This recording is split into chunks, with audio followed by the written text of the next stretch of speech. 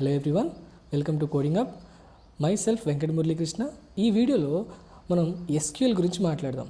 So SQL అంటే ఏంటి sir అంటే structured query language, or you can say it as sequel also.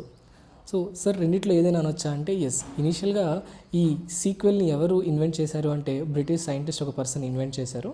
So ఆ person ఏంటి అంటే ఆ టైంలో స్ట్రక్చర్డ్ ఇంగ్లీష్ క్వెరీ లాంగ్వేజ్ అని టర్మ్ చేశారు దానికి. సో తర్వాత సో నాకేమైందంటే అది సీక్వెల్ ఎస్క్యూఎల్గా కన్వర్ట్ అయింది, స్ట్రక్చర్డ్ క్వెరీ లాంగ్వేజ్గా.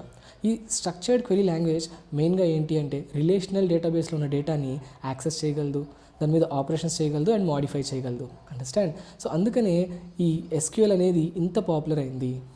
ఓకే, నా ఇప్పుడు మనం మాట్లాడదాం ఈ ఎస్క్యూఎల్ ఎక్కడ యూస్ చేస్తారంటే మెయిన్గా బ్యాంకింగ్ సెక్టార్స్లో, ఫినాన్షియల్ సెక్టార్స్లో, వెబ్ అప్లికేషన్స్ చేసేటప్పుడు. సో డేటా స్టోరేజ్ ఎక్కడైతే జరుగుతుందో అక్కడ వితౌట్ డేటాబేస్ మీరు ఏ ఆపరేషన్ చేయలేరు. అండర్స్టాండ్? ఇప్పుడు నేను ఒక ఫేస్బుక్ అప్లికేషన్ తీసుకుంటే మీ డేటా స్టోర్ అవుతుందా లేదా? ఎక్కడ స్టోర్ అవుతుంది? డేటాబేస్ ఆర్ సమ్ అదర్ సర్వర్స్లో స్టోర్ అవుతుంది, అవునా కదా? ఈవెన్ ఇప్పుడు నేను ఒక మొబైల్ అప్లికేషన్ తీసుకున్నాను, సంథింగ్ మొబైల్ అప్లికేషన్ తీసుకుంటే అక్కడ కూడా డేటా ఎక్కడ స్టోర్ అవుతుంది? So database. ఇదే కాదు, ద మెయిన్ పర్పస్ ఏంటి అంటే బ్యాంకింగ్లో నేను తీసుకున్నప్పుడు ఆర్ ఫినాన్షియల్ సెక్టార్లో తీసుకున్నప్పుడు ట్రాన్సాక్షన్స్ ఎలా జరుగుతున్నాయి, ఓకే, సో ఎప్పుడు ఏ ట్రాన్సాక్షన్ జరుగుతుంది, ఎలా ట్రాన్సాక్షన్ జరుగుతుంది, సో ప్రాపర్గా ట్రాన్సాక్షన్ జరిగిందా లేదా, ఈ డేటా అంతా ఏంటి అంటే మనం బై యూజింగ్ డేటాబేస్ లేకుండా చేయలేమన్నమాట. అంటే మీరు ఏ అప్లికేషన్ చేయాలన్నా మీకు పక్కా స్టోరేజ్ చేయాలి అంటే ఒక పర్టికులర్ థింగ్ కావాలి. నేనేమంటానంటే డేటాబేస్ లేకుండా మీరు ఏం చేయలేరు. అక్కడ ఒక అప్లికేషన్ చేయాలి అంటే you need a database. Without అంటే డేటాబేస్ లేకుండా మీరు ఏం చేయలేరు. సో అందుకని డేటాబేస్లో డేటాను యాక్సెస్ చేయాలంటే మీకు ఎస్క్యూఎల్ కావాలి.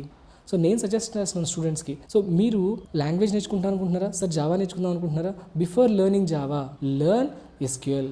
ఎందుకంటే జావా ఈజీ అయిపోతుంది మీరు ఎస్క్యూఎల్ నేర్చుకుంటే ప్రాపర్గా. చాలా సిమిలారిటీస్ ఉన్నాయి జావాకి ఎస్క్యూఎల్కి. అవును, సో టర్మినాలజీ డిఫరెంట్ ఉండొచ్చేమో కానీ ఫంక్షనాలిటీ ఒకటే ఉంటుంది.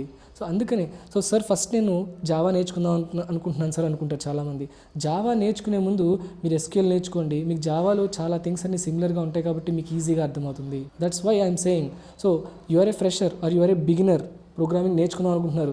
ప్రోగ్రామింగ్ నేర్చుకునే ముందు ఫస్ట్ లెర్న్ దిస్ ఎస్క్యూఎల్. 100% ఎఫెక్టివ్గా ఉంటుంది. I have applied this concept. అంటే ఫస్ట్ ఫ్రెషర్కి ఎస్క్యూఎల్ చెప్పి తర్వాత జావా చెప్పడం ఎక్సెట్రా నేను అప్లై చేశాను రియల్ టైంలో. చాలా ఎఫెక్టివ్గా వర్క్ అయింది ఒక ఫ్రెషర్ మీద. ఏమీ రాని పర్సన్ కూడా చాలా బాగా నేర్చుకున్నాడు. ఎస్క్యూఎల్ నేర్చుకుని ప్రోగ్రామింగ్లోకి వెళ్తే అది జావా అయినా, సి అయినా, పైథాన్ అయినా, .NET అయినా ఏదైనా సరే, ఫస్ట్ ఎస్క్యూఎల్ నేర్చుకుని నెక్స్ట్ దాంట్లోకి వెళ్తే మీరు చాలా బాగా నేర్చుకుంటారు. అండర్స్టాండ్? ఐ థింక్ మీకు అర్థమైంది అనుకుంటున్నాను ఎస్క్యూఎల్ ఎందుకు నేర్చుకోవాలి అనేది. ఇది ఎవరైనా నేర్చుకోవచ్చు. ఓకే, కంపెనీ రిక్రూట్మెంట్ కూడా చాలా బాగుంటుంది దీని మీద. ఇప్పుడు ఓన్లీ వెబ్ అప్లికేషన్స్ మీదే కాదండి, రైట్ నో డేటా మీద ఆపరేట్ అయ్యే ప్రతి టెక్నాలజీ మీద, ఇప్పుడు డేటా సైన్స్ ఉంది, రైట్, లేకపోతే డేటా మీద ఆపరేట్ అయ్యే అదర్ టెక్నాలజీస్ ఉన్నాయి. డేటా అనలిస్ట్ నేను చేయాలనుకోండి, నాకు పైథాన్ ప్లస్ ఎస్క్యూఎల్ కావాలి, రైట్. ఎస్క్యూఎల్ చాలా ఇంపార్టెంట్. ఒక ఫీల్డ్లో కాదు, మల్టిపుల్ ఫీల్డ్స్లో యూస్ చేస్తారు. అండర్స్టాండ్? లెటర్స్ ఏ డెవలపర్ అంటారు, ఎస్క్యూఎల్ డెవలపర్ అంటారు, ఎక్సెట్రా అంటారు. దీనికి మెయిన్ బేస్ ఏంటి అంటే అన్నిటికీ ఎస్క్యూఎలే. ఓకే, క్రాస్ అంటే వేరే అదర్ టెక్నాలజీస్ నేర్చుకోవాలన్నా సరే మీకు పక్కా డేటాబేస్ వచ్చి ఉంటే కనుక ఈజీగా మీరు ఏమవుతారంటే అర్థం చేసుకోగలరు. ఐ హోప్ డేటాబేస్ ఇంపార్టెన్స్ ఏంటో మీకు అర్థమైంది అనుకుంటున్నాను. Okay, learn SQL. You will learn programming language easily. Thank you guys.